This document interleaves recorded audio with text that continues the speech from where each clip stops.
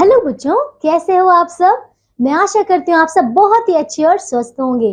तो आज की कक्षा में हम शुरू करने वाले हैं हमारा अध्याय नंबर 2 और इसका नाम है वर्ण मतलब लेटर। ठीक है, चलिए शुरू करते हैं। आइए, तो सबसे पहले देखेंगे कि वर्ण, ठीक है, लेटर। देखिए देखिए, पढ़िए और समझिए। आपको यहाँ पे 3 चित्र दिए गए हैं। आइए देखते हैं ये क्या है। घड़ी क्या करती है? टिक टिक। ठीक है, ये क्या है? फोन है ना, टेलीफोन। तो ये क्या करता है? ट्रिन ट्रिन। ये क्या है? ये तो कोई खिलौना है, तो ये क्या करता है? ये झुन झुन करता है। ठीक है, चलिए ऊपर दिए गए चित्रों में कुछ वस्तु की ध्वनि दी गई है ना। आप और हम दिन भर ऐसी बहुत सी वस्तुएं, आप और हम दिन भर बहुत सी ऐसी ध्वनियां सुनते रहते हैं, है ना। जब भी हम या कोई और बोलता है तो मुख से छोटी छोटी ध्वनियां समूह के रूप में निकलती हैं। ये ध्वनियां वर्ण कहलाती हैं। जब इन्हें लिखा जाता है तो ये अक्षर कहलाती हैं। तो आपको समझ आया कि हम जो भी बोलते हैं या जो भी कोई और बोलता है तो हमारे मुख से एक ध्वनि निकलती है, उसे हम वर्ण कहते हैं। और जब उस वर्ण को हम नीचे लिख देते हैं, ठीक है, तो वो अक्षर बन जाता है। ठीक है, चलिए आगे देखें। वर्ण या अक्षर भाषा की सबसे छोटी इकाई है। इनके और टुकड़े नहीं किए जा सकते। इनसे मिलकर ही भाषा बनती है। देखिए, तो आपको समझ आया कि जो हमारा अक्षर या वर्ण है ये हमारी सबसे छोटी इकाई है। ठीक है, देखिए जैसे कि खिलौना। अब खिलौना को हम तोड़कर लिखते हैं, ठीक है, इसके वर्णों से। देखिए जैसे ख जमा ई जमा ल जमा ओ जमा न जमा आ। तो क्या है? ये खिलौना है ना। अब देखिए, आपने देखा कि खिलौना 6 छोटी छोटी ध्वनियों से मिलकर बना है ना। ये ध्वनि ही वर्ण या अक्षर कहलाती है। ठीक है, जिस ध्वनि के और टुकड़े ना किए जा सके उसे वर्ण या अक्षर कहते हैं। तो अब आपको समझ आ गया होगा, है ना। चलिए अब देखते हैं वर्णों के प्रकार मतलब टाइप्स ऑफ लेटर्स। आइए देखें। देखिए, वर्णों के 2 प्रकार होते हैं, पहला स्वर और दूसरा व्यंजन। आइए एक एक करके देखें। तो पहला स्वर। स्वरों का उच्चारण बिना किसी दूसरे वर्ण की सहायता से किया जा सकता है। हिंदी भाषा में 11 स्वर होते हैं। ठीक है, ये हैं क्या? देखिए अ आ ई उ ऊ री ए ओ औ। ठीक है, अब आते हैं व्यंजन पर। देखिए, व्यंजनों के उच्चारण के लिए स्वरों की सहायता लेनी पड़ती है। ठीक है, हिंदी में 33 व्यंजन होते हैं। चलिए देखते हैं कि कौन कौन से हैं। देखिए क ख ग घ ड़ च छ ज झ ञ ट ठ ड ढ न त थ द ध न प फ ब भ म य र ल व श श स ह। तो समझ आ गया। चलिए ये सारे आपके 33 व्यंजन हैं। आइए आगे देखें।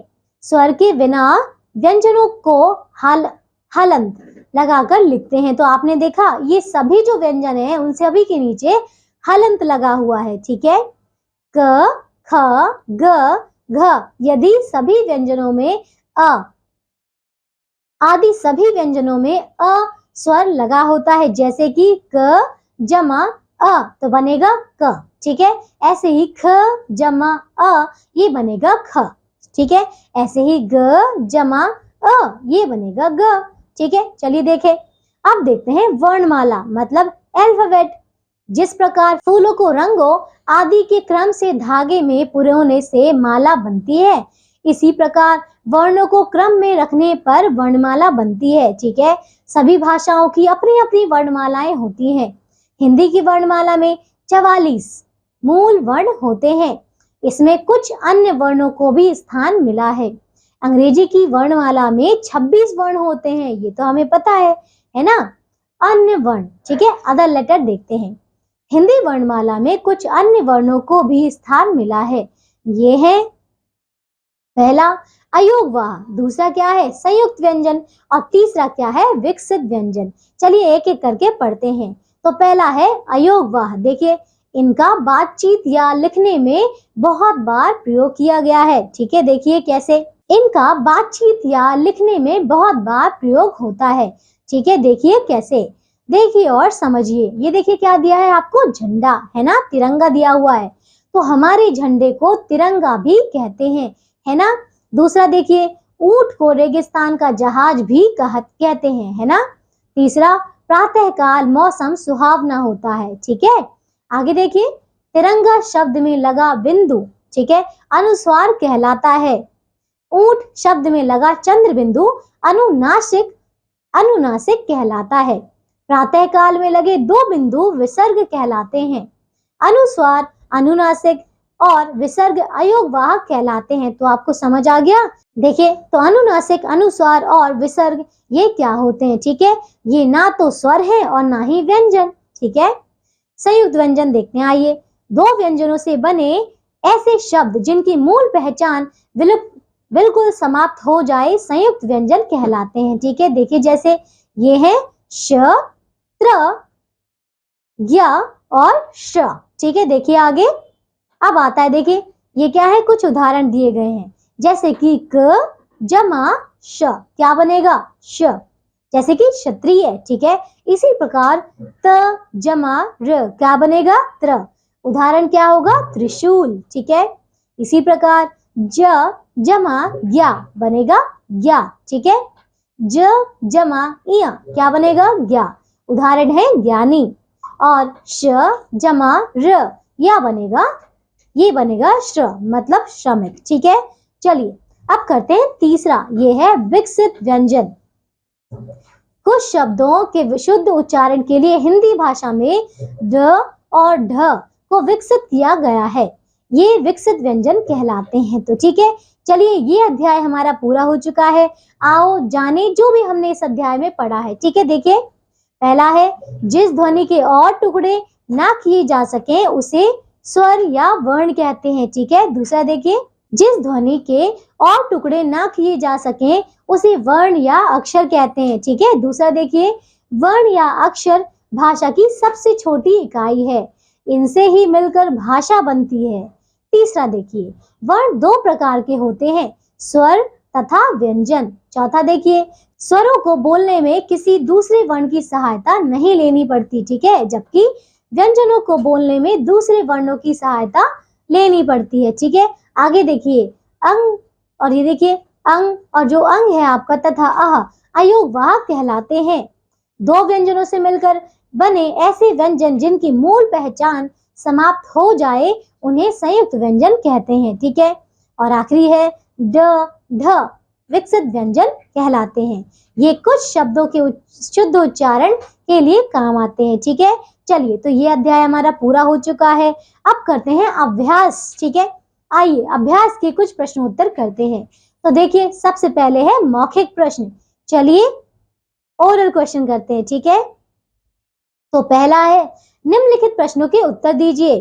क, वर्ण या अक्षर किसे कहते हैं। तो अभी हमने देखा कि जब भी हम बोलते हैं तो हमारे मुख से कुछ ध्वनियां निकलती हैं, उन्हीं को वर्ण कहते हैं, और जब उस वर्ण को हम लिख देते हैं तो वो अक्षर बन जाता है। ठीक है, दूसरा देखिए, वर्णमाला किसे कहते हैं। तो वर्णमाला क्या होता है, वर्णों के समूह को वर्णमाला कहते हैं। ठीक है, तीसरा देखिए, वर्णमाला में स्वर तथा व्यंजन के अलावा कौन कौन से वर्ण होते हैं, उदाहरण सहित लिखिए। तो इसमें हमने अनुनासिक देखा था ना, अनुनासिक होते हैं, कुछ और भी होते हैं जैसे कि अंग, अह और जो हमारा अनुस्वार है। ठीक है, चलिए आगे देखते हैं लिखित प्रश्न। ठीक है, मतलब रिटन क्वेश्चन। तो पहला देखिए, सही उत्तर के आगे सही का चिन्ह लगाइए। तो पहला है क, भाषा की सबसे छोटी इकाई क्या कहलाती है बताइए। तो ये होती है वर्ण। ठीक है, चलिए दूसरा देखते हैं ख। तो ख है, वर्णों को क्रम से रखने पर क्या बनती है। तो ये तो बनती है वर्णमाला। ठीक है, तीसरा देखिए, इनमें संयुक्त व्यंजन है कौन सा, श्र। ठीक है, चलिए अब दूसरा करते हैं। नीचे दिए गए वर्णों से दो फल, दो फूल और दो मिठाइयों के नाम बनाकर लिखिए। जैसे कि यहाँ पे फल है। ठीक है, अब फल में क्या बनेगा बताओ। जैसे कि यहाँ बनेगा क्या, गुलाब जामुन बन सकता है ना। देखिए ये यहाँ से देखिए मैं इसको सर्कल कर देती हूँ, ठीक है। देखिए जैसे कि ये गु, फिर यहाँ पे हो जाएगा ला, फिर क्या आ जाएगा ब, फिर गुलाब जा, है ना। जा कहाँ पे, ये रहा जा, फिर मुंह, है ना, तो ये रहा मुंह, और ये हो जाएगा न, तो ये हो गया गुलाब जामुन, ठीक है। चलिए और देखिए और क्या बनेगा यहाँ से। जैसे फूल देखते हैं, ठीक है। फूल कौन सा बनेगा, यहाँ से कौन सा फूल बनेगा बताइए।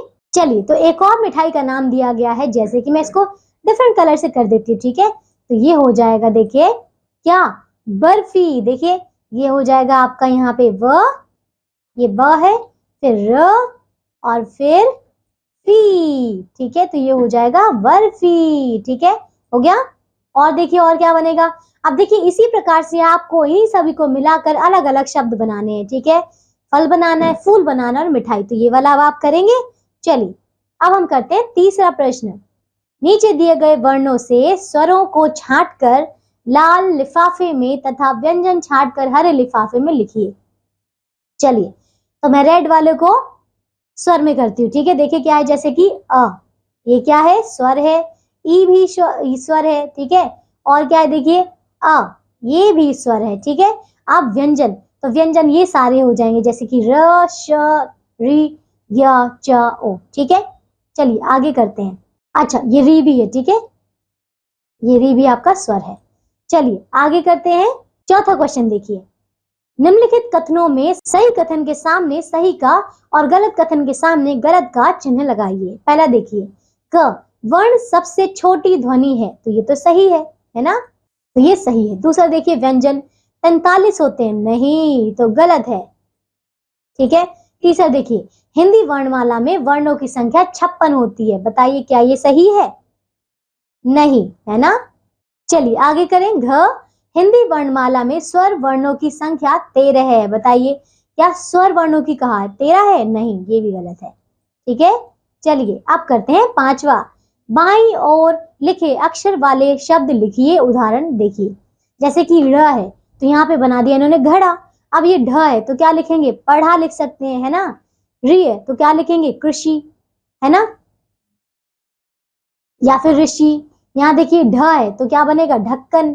ये क्या है, श, तो क्या बनेगा, शलजम। त्र तो त्रिशूल, ड तो डमरू, श तो क्षत्रिय, ठीक है। चलिए छठा करते हैं। संयुक्ताक्षर वाले शब्द लिखिए, जैसे कि यहाँ पे क, ख से क्या बना दिया इन्होंने, मक्खी, मक्खन। इसी तरह तत् से क्या बनेगा, जैसे कि देखिए सत्ता और पत्ता। च से बने देखिए क्या बनेगा, जैसे कच्चा, और ये बनेगा आपका क्या, कुच्चा, है ना। क से देखिए क्या बनेगा, जैसे अक्कड़ और पक्कड़, ठीक है।